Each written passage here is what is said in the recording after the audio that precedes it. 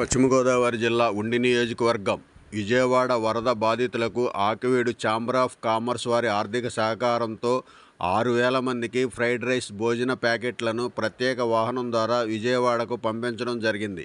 ఈ వాహనాన్ని ఉండి ఎమ్మెల్యే కనుమూరి రఘురామకృష్ణరాజు జెండా ఊపి వాహనాన్ని సాగనంపడం జరిగింది.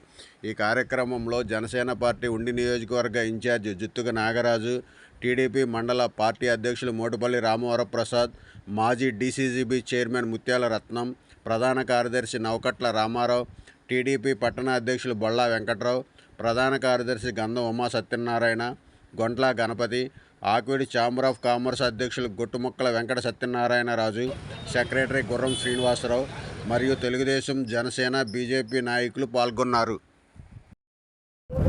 మరి గత 48 గంటలుగా ఆయన కంటి మీద కొనుక్కు లేకుండా వరద బాధితుల్ని ఆదుకునే కార్యక్రమాల్లో ఉండి ఆయన పిలిపించారు.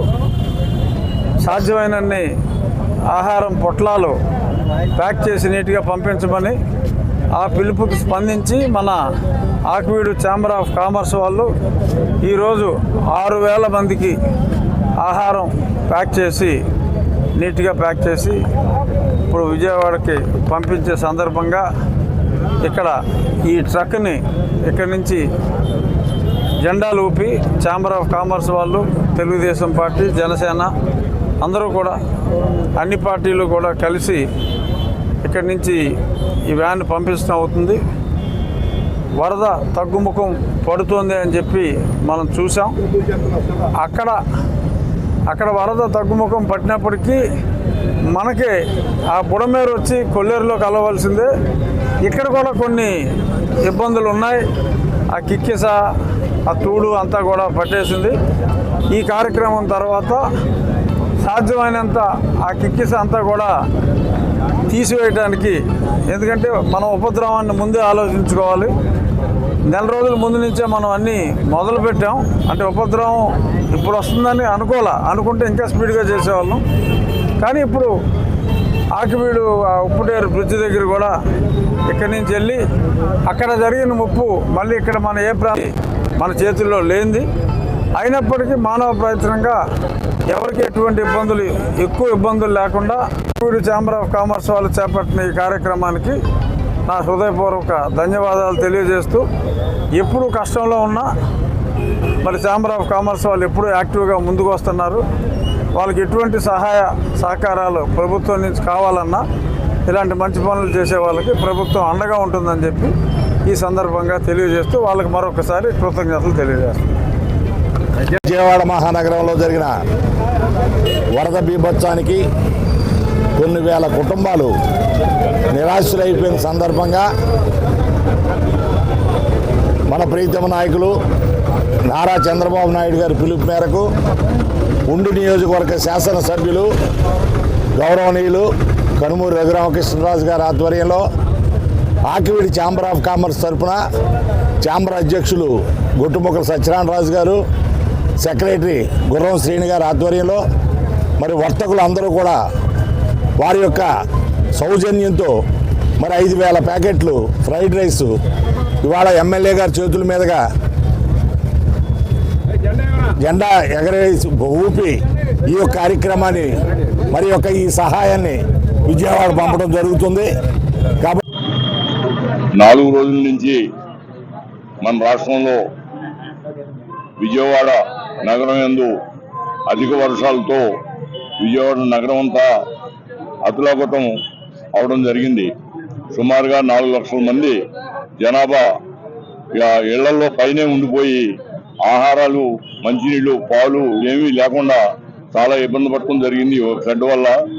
దాన్ని దృష్టిలో పెట్టుకుని మా పార్టీ పిలుపు మేరకు, తెలుగుదేశం పార్టీ పిలుపు మేరకు ఎమ్మెల్యే గారు చెప్పిన విధంగా ఛాంబర్ నుంచి ఏమన్నా వాళ్ళకి ఆహార పొట్లాలు ఒక 5-6 వేల ప్యాకెట్లు పంపిస్తే బాగుంటుందని మాకు సూచింటే వెంటనే మా ఛాంబరు స్పందించి ఈ 5-6 వేల ప్యాకెట్లు ఈ రోజున విజయవాడ నగరానికి పంపించడం జరుగుతుంది.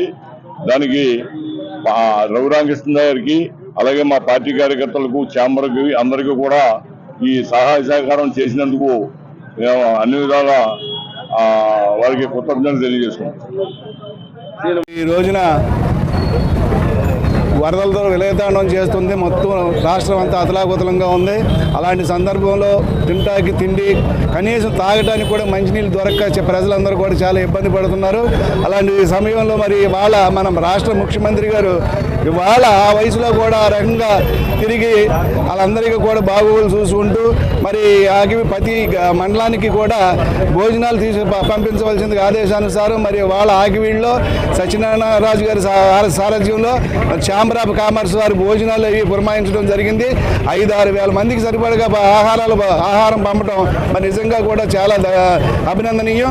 మరి ఇలాగే వాళ్ళందరికీ కూడా ఖచ్చితంగా సహాయ సహకారాలు అందించారని మరి జరగబోయే రోజుల్లో కూడా మరి జరిగిన రోజులు ఎన్నో కూడా చాలా సహకారాలు చేశారు. ఇంతకుముందు కూడా ఉదూ తుఫాన్లో మన విశాఖపట్నం కూడా మరి తెలుగుదేశం పార్టీ తరఫున కామర్స్ తరఫున కూడా మనం భోజనాలు పట్టుకెళ్తాం జరిగింది.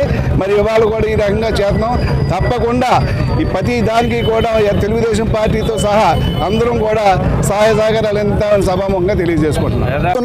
విజయవాడ నగరం మరి దాదాపుగా 5 లక్షల మంది జనాభా తినడానికి తిండి లేక అనేకమైనటువంటి ఇబ్బందులు పడుతున్న సమయంలో 74 సంవత్సరాల వయసులో ఒక ముఖ్యమంత్రి పగలు రాత్రి నిద్రపోకుండా పడుతున్నటువంటి శ్రమకు అండగా ఈరోజు ఆయనకు ఉడతాభక్తిగా ఆకివీడు ఛాంబర్ ఆఫ్ కామర్స్ నుంచి చేస్తున్నటువంటి ఈ యొక్క ఆహార పొట్లాల పంపిణీని మరి ఈరోజు ఈ కార్యక్రమాన్ని మరింత దిగ్విజయంగా నెరవేర్చినటువంటి ఛాంబర్ అధ్యక్షులు సత్యనారాయణ రాజు గారికి, సెక్రటరీ గుర్రం శ్రీనివాసరావు గారికి, అలాగే ఈ యొక్క పగలు రాత్రి నుంచి ఈ యొక్క కార్యక్రమాన్ని పొట్లాలు కడతాం కానివ్వండి, మరి ఈ యొక్క సామాగ్రిని అక్కడ జారవేయడానికి కృషి చేస్తున్నటువంటి రెవెన్యూ సిబ్బంది కానివ్వండి, గ్రామ పౌరులు కానివ్వండి, అలాగే కాలేజీ విద్యార్థులు కానివ్వండి, తెలుగుదేశం పార్టీ కార్యకర్తలు కానివ్వండి, మరి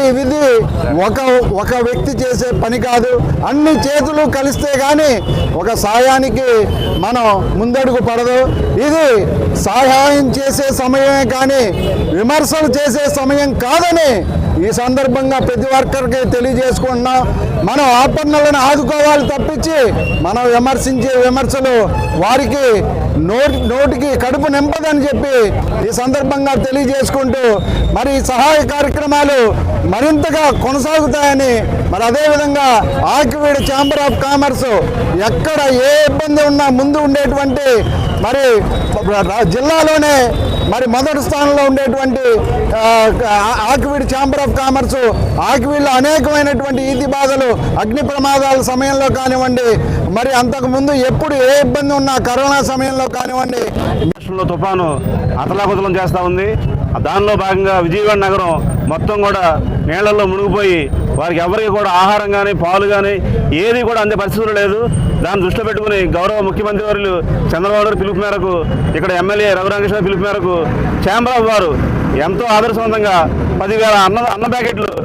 అధిక వర్షాల వల్ల విజయవాడ మహానగరం అతలాకుతలమైంది. ఈ వర్షాలకి ప్రజలు ఎక్కడ జీవించాలో వాళ్ళ నివాస గృహాన్ని కూడా ముప్పుకి గురై నానా ఇబ్బందులు పడుతుంటే